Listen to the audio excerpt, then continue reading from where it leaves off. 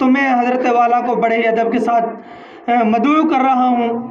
میں حضرت کو دعوت دیتا ہوں کہ حضرت تشریف لائیں اور اپنے مواعظ حسنہ سے ہم تمام سامعین کے دلوں کو مستفیض فرمائیں۔ مفتی طارق سلیم۔ امیدوار لوک سبھا الور کانسٹیٹیونسی اسی طریقے سے ڈائز پر تشریف رکھے ہوئے معزز علماء اعظام اور دانشوران اعظام، جیسا کہ آپ جانتے ہیں کہ آج آپ کے اس تاریخی شہر الور میں اور اس جامعہ دارالایمان میں یہ پروگرام منعقد کیا جا رہا ہے۔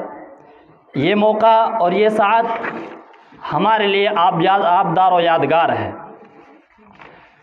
علم و ادب کے خوشچینوں آج یہاں علاقے کی مشہور و معتبر شخصیات تشریف رکھتی ہیں، اور آپ لوگوں کی محبت ہی یہاں تک ہم سب کو کھینچ کر لائی ہے۔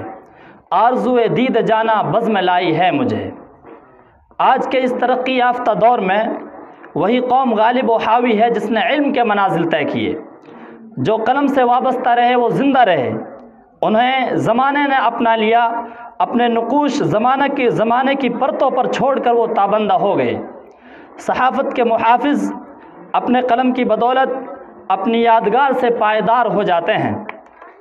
قلم کی طاقت و قوت کا اندازہ لگائیے کہ جب رب العالمین قلم کی قسم اٹھا کر اس کی شان کو دوبالا کرتے ہوئے یوں گویا ہوئے، نون والقلم وما یسطرون۔ ظاہر ہے کہ قدرت کی نگاہ قسم جس پر پڑی، چاہے پھر وہ ذرات ہی کیوں نہ ہوں، وہ تمام کے تمام رشک فلک و قمر ہو جاتے ہیں، وہ رشک کندن بن جاتے ہیں۔ اللہ رب العالمین میں متعدد چیزوں کی قسم ملتی ہے، من جملہ ان میں سے قلم کو بھی یہ اعزاز حاصل ہے۔ تعلیم کے فروغ میں قلم خشتہ اول کی حیثیت رکھتا ہے۔ قرآن کریم کی ابتدائی آیتوں میں قلم کی عظمت کو دوبالا کرتے ہوئے زبان حق گویا ہے جس نے قلم کے ذریعے علم سکھایا، اور اس نے انسان کو وہ کچھ سکھایا جو وہ نہیں جانتا تھا۔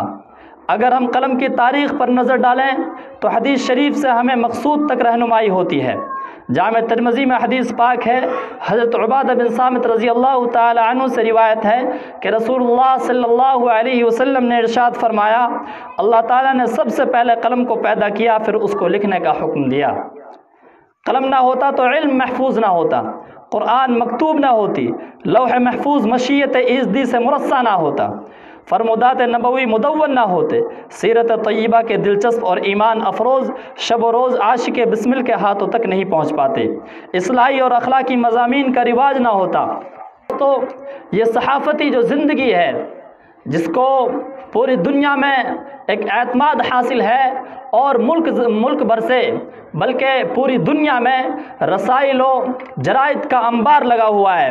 جب ہم اسی سلسلے میں اہل میوات کی صحافتی خدمات پر طائرانہ نظر ڈالتے ہیں اور نظر گھماتے ہیں تو ہمیں معلوم ہوتا ہے کہ 19ویں صدی کے اوائل میں ہی ایک میواتی محقق و قلم کار چودھری محمد یعقوب خاں کیسری نے ترجمان میوات کے نام 20 سے 1905 میں ایک رسالہ نکالا جو کچھ عرصے تک ہی صحافتی اقدار و روایات کے ساتھ شائع ہو پایا۔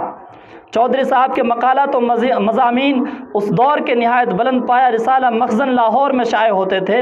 ان کے ایک مضمون پر رسالے کے مدیر علامہ تاجور نجیب آبادی فاضل دیوبند نے اپنے تعارفی نوٹ میں لکھا تھا کہ میری نظر میں اگر کوئی فرد اس دور میں علامہ کہلانے کا استحقاق رکھتا ہے تو وہ چودھری صاحب ہیں۔ یہ ایک میواتی شخص کی تعریف کی جا رہی ہے۔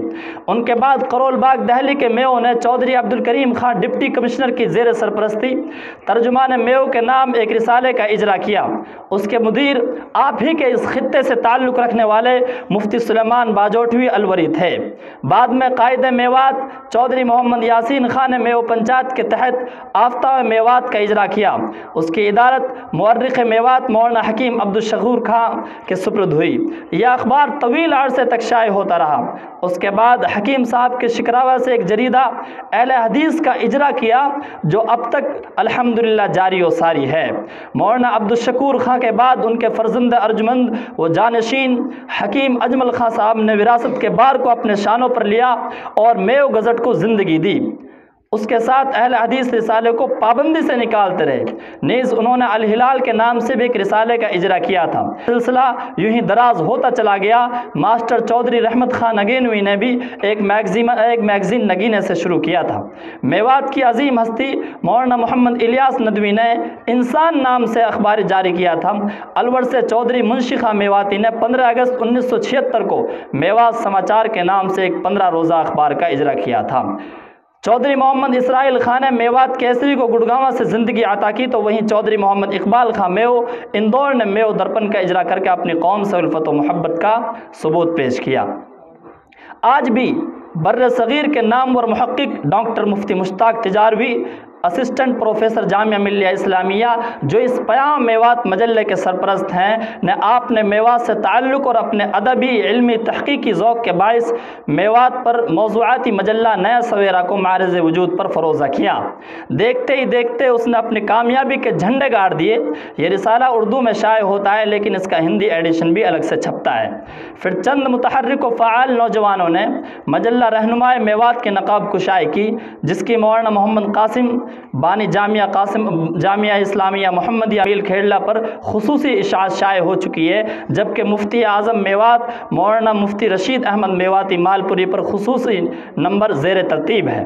اسی طرح الیکٹرانک میڈیا سے منسلک نوجوان تعلیم یافتہ جناب محمد زبیر خان صاحب راولکی نے بھی اپنے جذبے سے میوات کل آج کل کو دنیا دکھائی ہے۔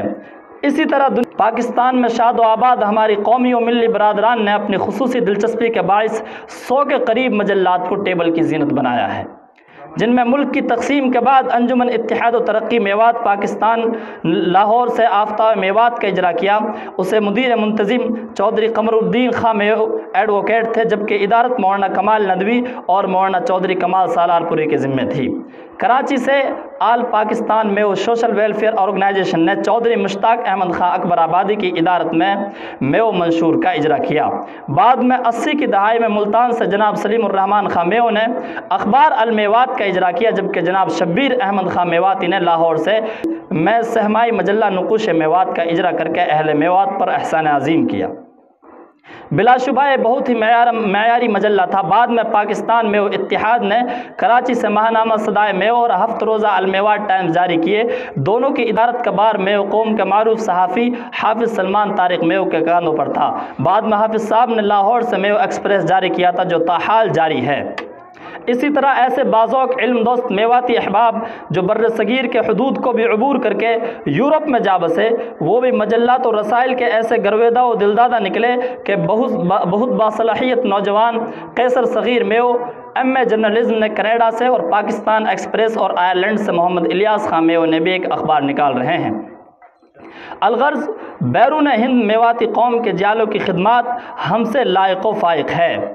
چھوڑ کر دیس کو پردیس آباد ہوئے میرے احباب میری سوز سے بڑھ کر نکلے۔ الغرض مجموعی طور پر ہند و پاک اور دنیا بھر سے اہل علم میواتیوں کے دست خاص سے نکلنے والوں مجلوں کی عدد و شمار 140 سے زائد ہوتی ہے۔ اب اس مجلے اور رسالے کی رسم اجرا کا موقع ہے۔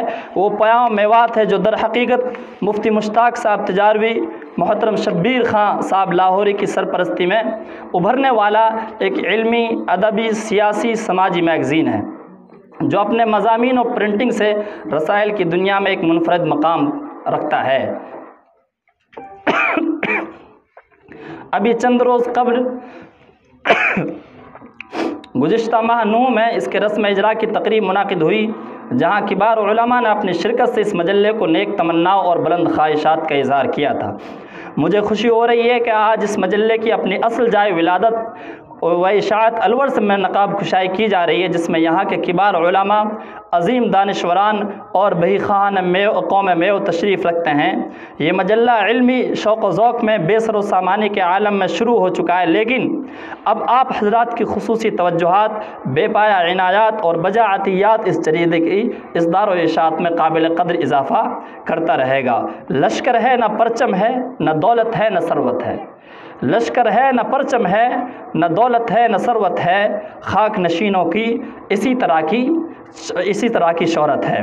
اب میں آپ لوگوں سے وداع چاہتا ہوں اس امید کے ساتھ کہ یہ جو رسالہ ہے اور جریدہ ہے، یہ آپ کے مستقل طور پر چلنے کے لیے تعاون ازحد ضروری ہوتا ہے، تاکہ اس کا تعاون کیا جائے اور یہ مستقل طور پر تسلسل کے ساتھ چلتا جائے۔ اس کے لیے ممبر سازی کا ایک سلسلہ ہے کہ ممبر سازی کی جائے گی، اور اسی طریقے سے اس کے تعاون کی جو بھی شکل ہوگی ہمارے اعتبار سے، اس کا بھی کوئی حل نکالا جائے گا۔ اللہ تعالی ہم سب کے آنے کو قبول فرمائے اور اس مجلے کے تعلق سے مستقل طور پر فیصلے فرما دے کہ اللہ تعالی یہ مجلہ ہمارا مسلسل چلتا رہے۔ وآخر دعوانا الحمدللہ رب العالمین۔